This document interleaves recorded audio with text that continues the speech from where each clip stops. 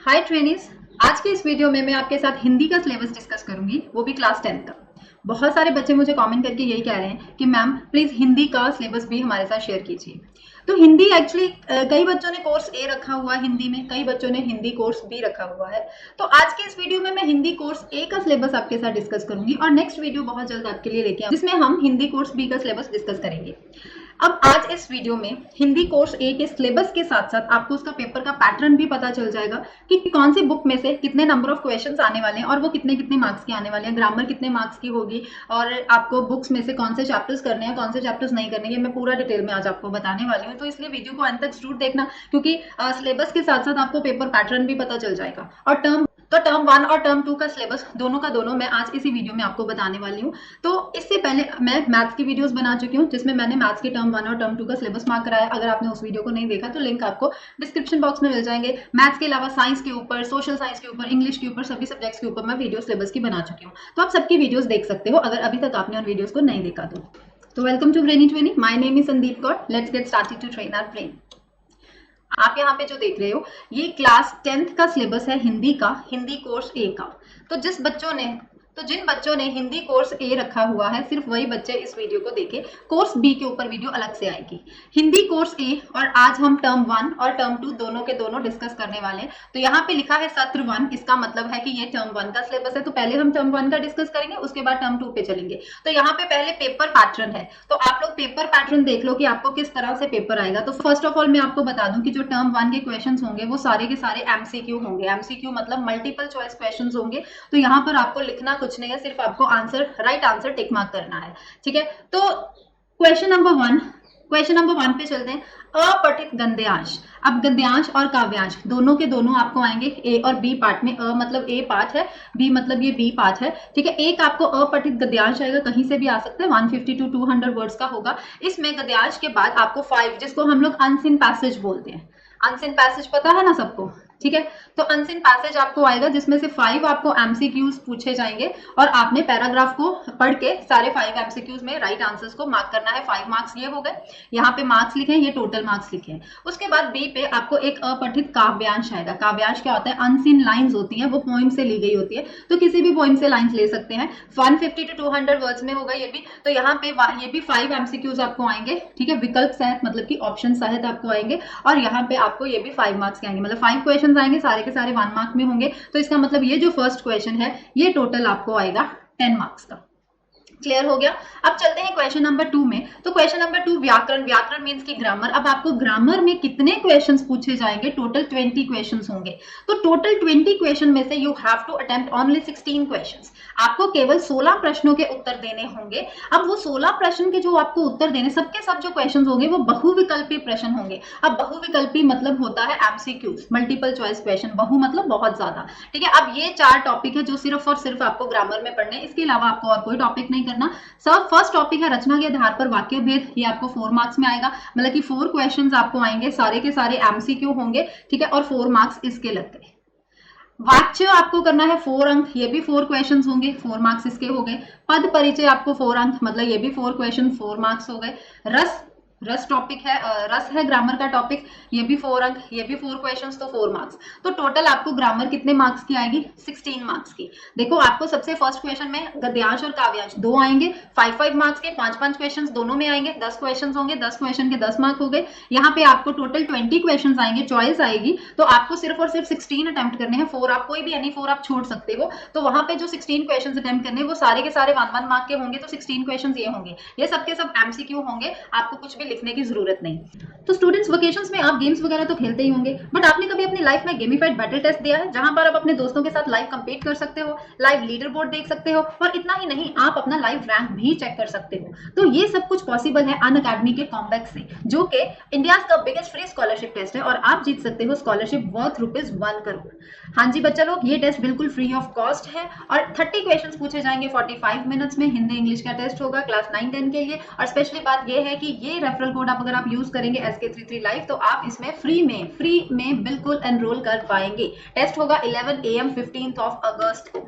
आगे अगर हम देखें तो यहाँ पर सारी के सारी क्लासेस के बच्चों का टेस्ट होगा। क्लासेस 6 से लेके क्लासेस 12 तक के कोई भी बच्चा इस टेस्ट में एनरोल कर सकता है। सभी क्लासेस के लिंक्स आपको डिस्क्रिप्शन बॉक्स में दे दिए जाएंगे। टाइमिंग आप यहाँ पर देख सकते हो, क्लासेस 6, 7, 8 की, क्लासेस 9, 10 की एंड क्लासेस 11, 12 की। तो एक करो तो what are you waiting for, जल्दी से एनरोल कीजिए और 1 करोड़ तक की स्कॉलरशिप को जीतने का मौका अपने हाथ से ना गवाइए। मेरा ये रेफरल कोड यूज कीजिए। इसके अलावा अगर आप यही मेरा रेफरल कोड यूज करेंगे तो जितने भी अनअकैडमी पर स्पेशल फ्री लाइव क्लासेस होती है आप सारी की सारी लाइव क्लासेस मेरी अटेंड कर सकते हैं। उसके लिए आपको every Monday, every Wednesday, every Friday Unacademy पर विजिट करना होगा। 3 to 4 PM मेरी स्पेशल लाइव क्लासेस होती है क्लास 10th के लिए, जहां पर मैं मैथ्स के सारे कंसेप्ट्स आपको क्लियर करवाऊंगी। तो पर कुछ अपकमिंग क्लासेस देख सकते हैं, इनके लिंक्स भी मैं आपको डिस्क्रिप्शन बॉक्स में दे दूंगी।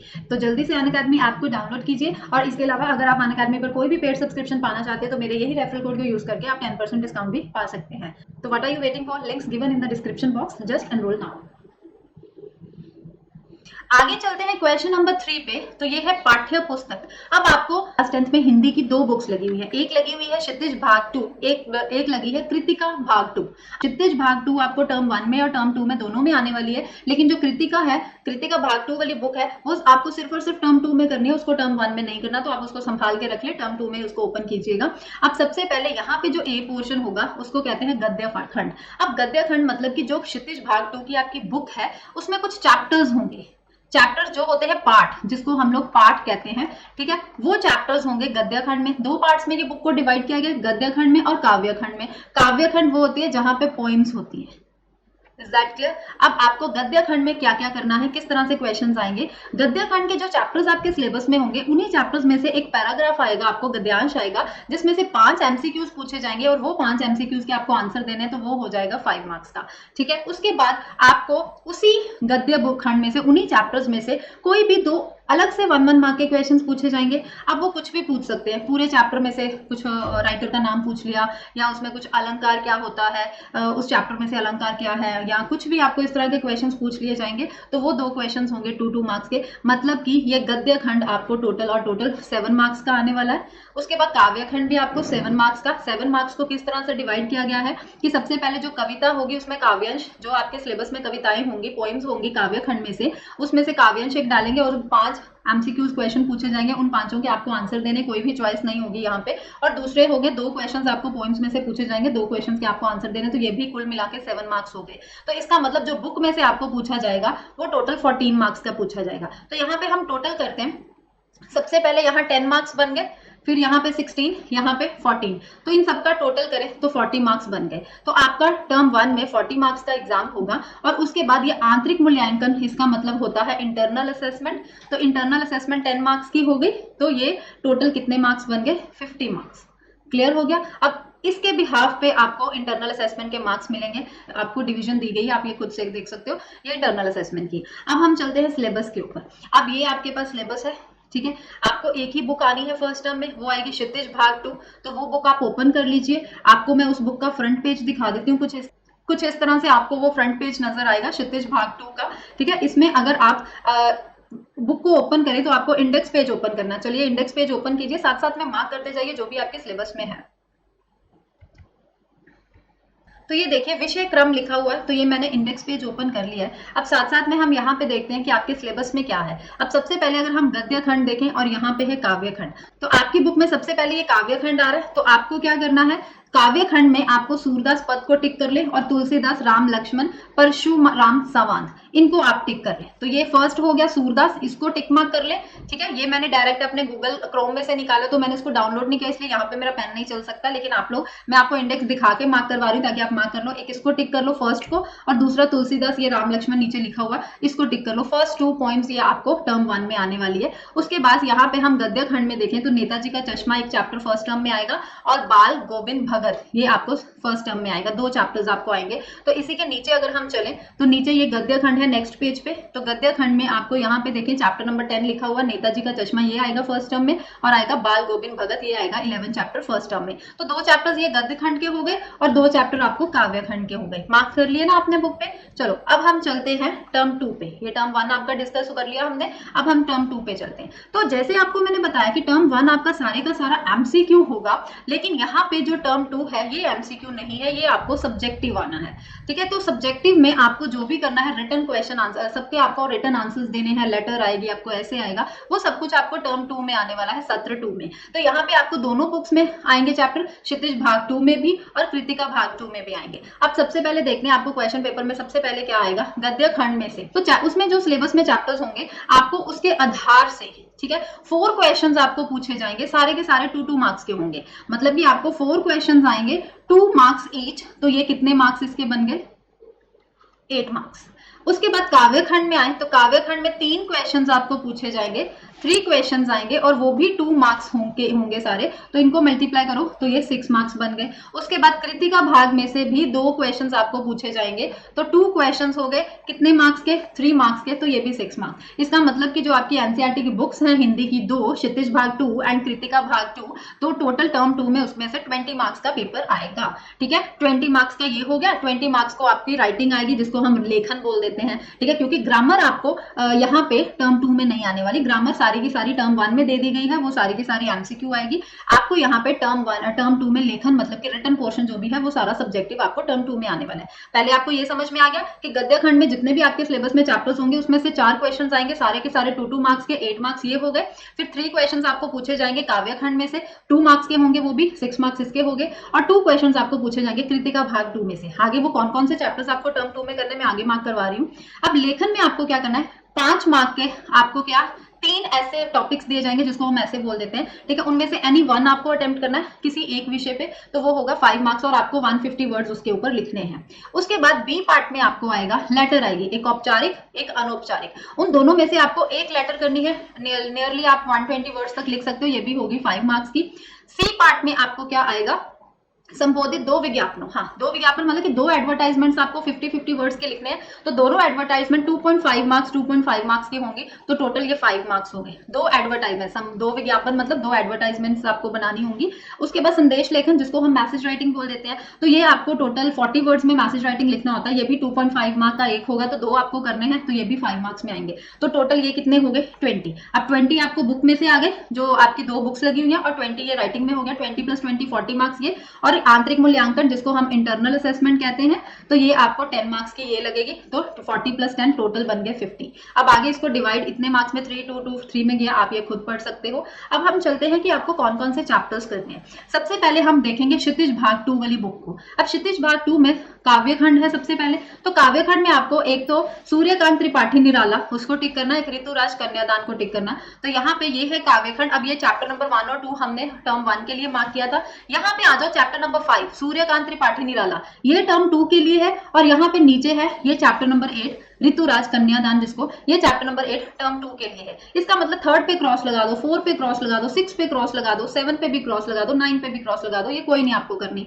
ना टर्म 1 के लिए करनी है ना टर्म 2 के लिए। अगेन रिपीटिंग, टर्म 1 के लिए सूरदास तुलसीदास ये 2, और टर्म 2 के लिए कौन से हो गए, ये chapter number 5 and chapter number 8। आगे बढ़ते हैं, गद्य खंड में आपको 10 एंड 11 हमने मार्क किए थे टर्म 1 के लिए, 10 एंड 11। अब देखते हैं इसमें से टर्म 2 में कौन से हैं। टर्म 2 में है एक लखनवी अंदाज, लखनवी अंदाज के बाद एक है ये क्या नाम है इसका, मानवीय करुणा के दिया चमक। ठीक है, तो इसको देखते हैं ये कौन से चैप्टर्स हैं। तो यहाँ पे आ गए ये चैप्टर्स, ये रहा चैप्टर नंबर 12 लखनवी अंदाज, और इसी के नीचे है मानवीय करुणा दे दिव्य चमक चैप्टर 13। इसका मतलब 10 11 हो गए टर्म 1 में, 12 13 हो गए टर्म 2 में, ये 14 15 16 7 सब पे क्रॉस लगा दो, ये आपको नहीं करने, ये ना टर्म 1 में करने ना टर्म 2 में करने हैं। Is that clear. अब हम चलते हैं दूसरी कृतिका भाग 2 पे। इस तरह की आपकी बुक है इंडेक्स की, तो इसका भी हम इंडेक्स पेज ओपन कर लेते हैं। जल्दी से आप लोग भी ओपन कर लीजिए इंडेक्स पेज। अब इसमें भूमिका में सिर्फ 5 ही चैप्टर्स हैं, टोटल आपकी बुक में 5 चैप्टर्स है। लेकिन अब हम देखते हैं सिलेबस में कौन कौन से, क्योंकि टर्म 1 में ये बुक नहीं आने वाली कृतिका भाग 2, सिर्फ और सिर्फ टर्म 2 में आने वाली है। तो इसमें एक तो आपको करना है ये माता का आंचल, दूसरा आपको करना है जॉर्ज पंच की नाक, तीसरा आपको करना है साना साना हाथ जोड़ी। तो देखते हैं ये कौन से चैप्टर है। ये फर्स्ट चैप्टर हो गया माता की आंचल, ये जॉर्ज पंचम की नाक, साना साना हाथ जोड़ी। तो आई थिंक आपको सिलेबस समझ में आ गया। और साथ में आपको मैंने यहाँ पे मैंने आपको ये सीबीएसई की वेबसाइट से ही मैंने ये सारा पीडीएफ डाउनलोड किया है, जहां से मैंने आपको अच्छे से पेपर का पैटर्न भी समझा दिया है टर्म 1 का, और टर्म 2 का भी पैटर्न आपको अच्छे से समझा दिया है। तो आई होप आपको वीडियो जरूर अच्छी लगी होगी। अब आपको हिंदी के सिलेबस में, हिंदी कोर्स ए के सिलेबस में कोई भी कंफ्यूजन नहीं होगी। आपको सब कुछ समझ में आ गया होगा कि किस तरह से ग्रामर में हमें क्या क्या करना है, पैसेज हमें किस तरह से आएगा, टर्म 1 हमें एमसीक्यू आने वाली है, टर्म 2 हमें सब्जेक्टिव आने वाला है, टर्म 1 में क्या पढ़ना है, टर्म 2 में क्या पढ़ना है, ईच एंड एवरीथिंग मैंने पूरे डिटेल में समझा दिया। इस वीडियो को जितना ज्यादा हो सके अपने फ्रेंड्स को जरूर शेयर कीजिए, क्योंकि आप लोग शेयर करते हो तो हमें मोटिवेशन मिलती है, तो हम आपके लिए और इन्फॉर्मेटिव वीडियोस लेकर आते रहते हैं। हिंदी कोर्स बी के सिलेबस पर भी मैं बहुत जल्द वीडियो लेके आऊंगी। तब तक चैनल के साथ बने रहिए, और अगर अभी तक चैनल को सब्सक्राइब नहीं किया तो जल्दी से कर लीजिए। तो वीडियो को लाइक शेयर तो जरूर कीजिए। मिलते हैं नेक्स्ट वीडियो में, तब तक के लिए bye bye and take care.